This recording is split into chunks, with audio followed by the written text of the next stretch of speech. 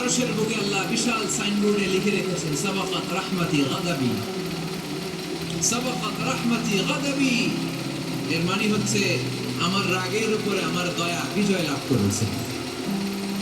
সাবাকাত রাহমাতি গাদাবি, আমার রাগও আছে, আল্লাহর রাগ আছে না, আমার দয়াও আছে, আল্লাহর দয়া আছে না। আল্লাহ বললেন আমার রাগও আছে আবার আমার দয়াও আছে, তবে জেনে রেখো আমার রাগের চেয়ে দয়া বেশি। আমাদের পাপ অন্যায় যত বড় হোক মনে রাখবেন আল্লাহর দয়া তার চাইতেও বড়। নাকি ছোট? আপনি যত বড় পাপ করেন না কেন আমাদের জন্য আল্লাহর পক্ষ থেকে দয়া আছে না নাই?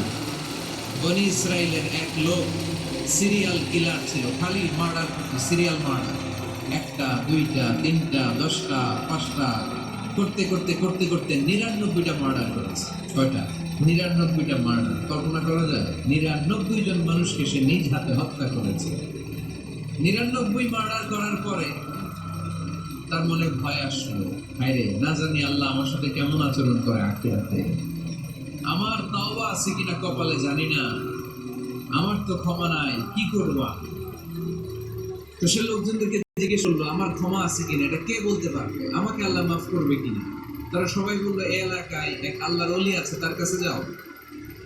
সে আল্লাহর ওলির কাছে যেয়ে বলে, ও আল্লাহর ওলি, আমি 99টা হত্যা করেছি, 99টা, আমার কপালে ক্ষমা আছে কিনা তুমি একটু বলো। আল্লাহর ওলিকে কি বললা? 99টা মার্ডার। আয় হা, সর্বনাশ, তোর কোনো ক্ষমা নাই। এবার যে মার্ডার করছে ও কয় আমার যেহেতু ক্ষমা নাই, তোরে বাঁচায় রেখে লাভ কি, তোরেও দিলাম শেষ করে। এবার সেঞ্চুরি করে বলেছে। কথা বুঝতেছেন? আমার যেহেতু ক্ষমা নাই তো তোরে বাঁচায় রেখে দিলাম, তোরেও শেষ করে দিলাম। এবার সেঞ্চুরি। সেঞ্চুরি করার পরেও ভয় আসে না নাই অন্তরে? অন্তরে তো আল্লাহর ভয়। কই যাবে? খুঁজতে লাগলো কে সমাধান দিতে পারবে। একজন বললো ওই এলাকায় একজন বড় আলেম আছে,